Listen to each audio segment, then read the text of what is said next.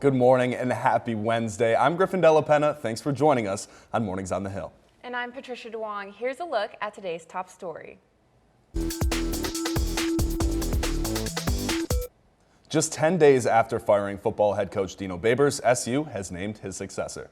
Our reporter Mike Otrowski is live this morning with everything you need to know about this exciting new hire. Patricia, it has been a whirlwind the last 48 hours. First, Dan Mullen goes from the favorite to land the job to announcing he's not interested at all. Then this man jumps into the race and ultimately wins it. Fran Brown will be the next head coach for Syracuse football, as the program made an official announcement last night. It's an unconventional route for SU to take, but also one that has a lot of promise. Brown is a Camden, New Jersey native with a rich history of coaching secondaries. He was part of the Georgia Bulldogs staff the last 2 years, guiding one of college football's best pass defenses. But the most notable thing about Brown is his recruiting history. It began in his early days at Temple at Rutgers and continued in Athens, where he has assembled the #1 individual recruiting class in the entire country. That's an area where Syracuse has notably struggled. And while those results speak for themselves, so do other coaches that Brown has worked under. Fran is excellent, says Georgia head coach Kirby Smart. No ego, he's trustworthy, smart, and he's worked really hard during his 2 seasons here to earn an opportunity like this. He has built great relationships in our building. Our players love him, and we couldn't be more excited for him, Tara, and their family. Brown will be introduced during a press conference on Monday, and after that, it won't be long before we see him in orange gear just like this. Reporting for Mornings on the Hill, I'm Mike Ostrowski. Now, some are happy about it and some are sad, but Syracuse had their first true taste of winter yesterday. Sydney Supley is outside embracing the snow to tell us more. Thanks, Patricia. Oh, the weather outside has been so frightful lately, as yesterday the lake snow effect took place for the first time here in Syracuse for the season. And in some parts of central New York, they have faced even up to 2 feet of snow. And as you can see a bit behind me, the snowplows have been working overtime as they cleared off the road so you can get safely to work. But looking at today's temp, the real feel is 16 degrees. And what makes all of these snow flurries possible is the fact that the dew point is under 32. But I will have all of that and more next up with a deeper look at today's weather and the rest of the week. So for now, back to you in the studio. The College Republicans chapter here on campus are set to host a Q&A called Gender Expert to Skeptical Dissenter tonight at 7 p.m. However, the topic is stirring up backlash among students and even faculty. Peyton Spellisy joins us live in studio. Peyton, what is the event exactly about? Patricia, the event is hosted by Sarah Stockton. She's a local psychotherapist and also an SU alum. Her message is that gender affirmation, which is the process someone goes through to transition to another gender, does more harm than good. A Falk professor started a petition last week calling to cancel the event, saying by invalidating the existence of transgender people, she is spreading hate speech. By hosting this speaker, Syracuse University is supporting the spread of hate speech. There are 1,544 signatures currently, 53 of those signed just today. The event was supposed to be held on campus in Maxwell, but was moved 5 days ago to Drumlin's Country Club. The Syracuse College Republican chairman took to their national website, saying student government denied them event funding. In turn, College Republicans of America gave them the resources to put on the event. Stockton said in a tweet last night that they got all their petitions signed, but I will still be speaking at the event. She also is saying that she's just trying to have a civil conversation. For Mornings on the Hill, I'm Peyton Spellisy. Back to you guys at the desk. Some of our classmates in Fall College are doing their part to raise money for local charities. Members of the Sport Management Club are holding an auction with some pretty cool items. Autographed baseballs, footballs, jerseys, and more were on display at the JMA Wireless Dome, where the auction was held in the backcourt area last night. The auction continues online for the rest of this week, with all money raised going to the local charity known as Tilly's Touch. This is the 19th year of the auction, and so far students have raised nearly $700,000. By the way, the auction took place during last night's game against LSU. We'll have the highlights from that game coming up in sports. A boy from a big city has taken solving Rubik's Cubes as a hobby. Cody Stokes recently moved from California to Syracuse and is now exploring new interests. Our reporter Jaleese Leanne is live with more on this story. That's right, Griffin. Finding a new hobby isn't always the easiest thing to do, but when moving to Syracuse, where we're always snowed in, that's a must. Now let's look at the twists and turns of Cody's new hobby. A quiet boy from California, Cody Stokes, who enjoys peace and puzzles, didn't know how much a Rubik's Cube would lead him on a path to a long-time friendship and new skill. Cody says he stayed curious and dedicated to learning more about Rubik's Cubes and the various different methods to solving one. I had a friend named Yopi who sat next to me, and he had been solving Rubik's Cubes for a long time, years. I don't really know how he got into it, but I saw it. I've always kind of liked puzzles, and I asked him, how hard would it be for me to learn? And he told me it might take a while, but if you stick with it, you can learn. Cody dedicated his free time to figuring out a method that provides consistency. He knew that algorithms must be learned to solve the cube, which is what he shares helped him just have fun and build confidence in his intelligence. It's not really anything serious. It's just kind of something fun to do. It's a challenge for your brain, and honestly, it's one of the few things that I can do that actually impresses me. It's pretty remarkable in my own mind how I can recognize a pattern and my brain can instantly pull out the muscle memory of the correct algorithm. Cody believes curiosity leads people down new paths. Finding new hobbies is a great way to explore new interests and meet new people and add a refreshing twist to everyday life. From Mornings on the Hill, I'm Jaleese Leanne. Winter is Coming up to Mornings on the Hill, a CNY holiday tradition lights up for another year. And learn about a Syracuse student who celebrates Christmas all year round. Welcome back to Mornings on the Hill. It's time to check your weather for this week. Sydney Supley dusted off the snow and is in studio with a look at your full weather forecast.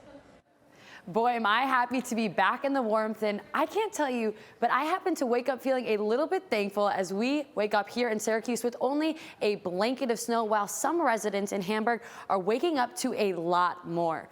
Hamburg had 15.2 inches of snowfall yesterday, and you can see here just how much it has taken over as residents spent all yesterday and will most likely spend most of today out digging their cars. And why lake effect creates such a heavy snowfall is from all the moisture the lakes are drawn into the atmosphere, causing it to form rapidly growing clouds as the air moves over the bodies of water. And this results in extreme bands of snowfall, clearly not affecting this one resident as he's still wearing shorts. But taking a little bit of a look at the forecast that we have here in Syracuse and throughout the rest of this week, as you can see, we have 31 degrees. It's starting off a little bit cold, but as the week progresses, it is only going to get higher and higher. It will actually reach up to 47 degrees. But if we take a look, while it's warming up, the snow flurries will be gone, but that also makes it a chance for more of a rain shower. You have a 70% on Friday and then 50% both on Saturday and Sunday. So wherever you go this weekend, make sure to pack an umbrella and to drive safely on the roads, because with the holidays coming up, everyone wants you to get home safely. And that's all for your weather forecast. So back to you in the studio. Sydney, thank you. Now that Thanksgiving is behind us, anticipation and Christmas cheer are in full effect. Bailey Tucker joins us to share the wintertime activities Syracuse has to offer. Thanks, Griffin. Like Sydney said earlier, the weather outside, it's a little frightful, but the scenery is so delightfully beautiful to get outside and enjoy some time this holiday season. Winter is coming and the residents of Syracuse are ready. Maybe not to shovel their driveways, but instead to enjoy some of their favorite winter activities. If you've been nipping at Jack Frost's nose to get into the Christmas spirit, Onondaga Lake Park is ready to deliver. Lights on the Lake, a drive-through light show for the whole family, has already kicked off this month. Guests can pay $10 during the week and $20 on weekends per carload to enjoy glistening lights and classic Christmas carols as they drive through the park in their vehicle. Tickets must be purchased in advance at lightsonthelake.com in order to attend. You won't want to miss this display of Christmas cheer. If you're looking to channel your inner Tara Lipinski, make sure you check out the Clinton Square Ice Rink. For just $5, you can skate amongst the beautiful scenery of downtown Syracuse and treat yourself to some hot chocolate when you're done. This opportunity is available until March 1st, giving residents lots of time to train for the 2026 Winter Olympics in Italy. It's Christmas time in the Salt City, so make sure you get out and enjoy these activities before it's too late. From Mornings on the Hill, I'm Bailey Marie Tucker. Coming up on Mornings on the Hill, we'll get you up to speed on the latest from both SU basketball teams. And SU football is going bowling. Where will they end up?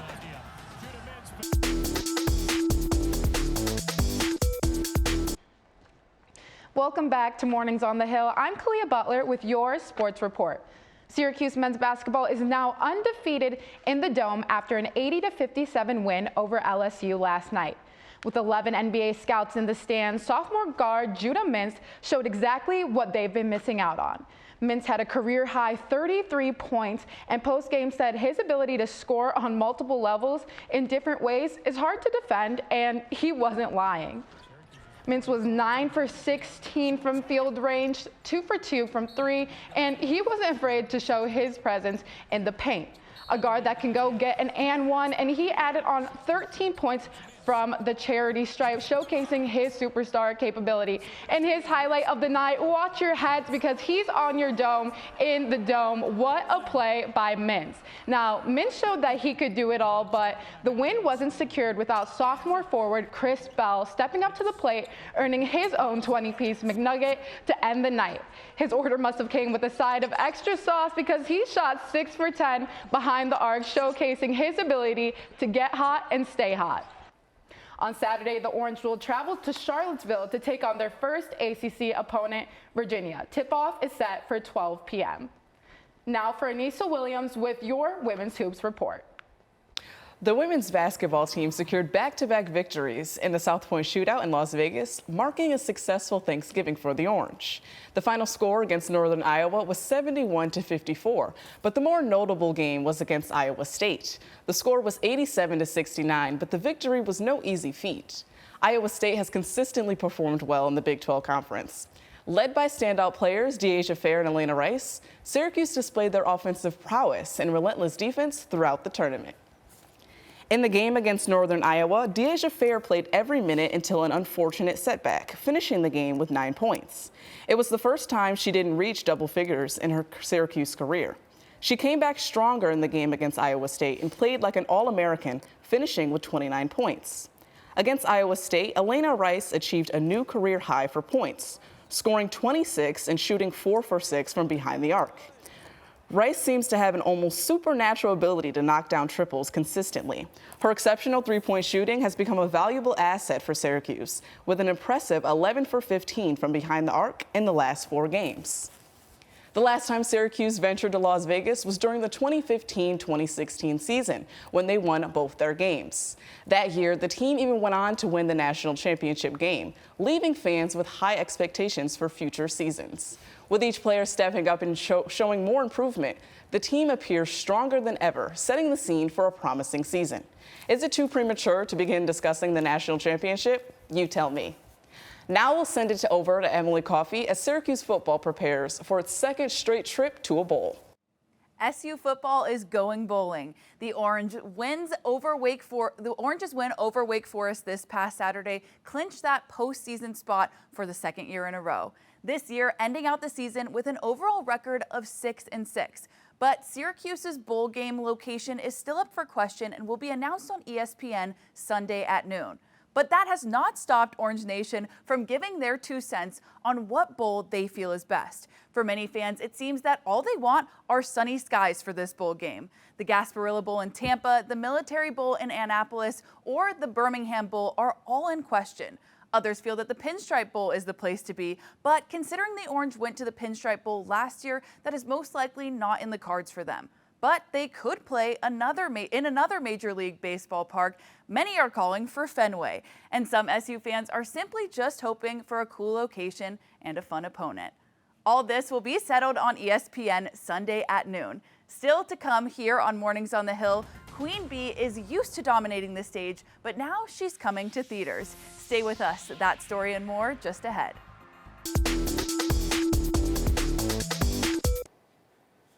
Good morning, everyone. I'm Rayshawn Sandlin with this morning's Hollywood Buzz.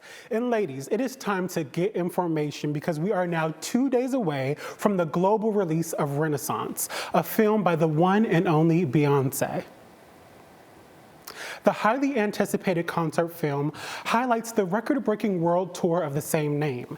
It gives viewers an inside look on the makings of the tour and shows Beyoncé's own struggles balancing her family and motherhood.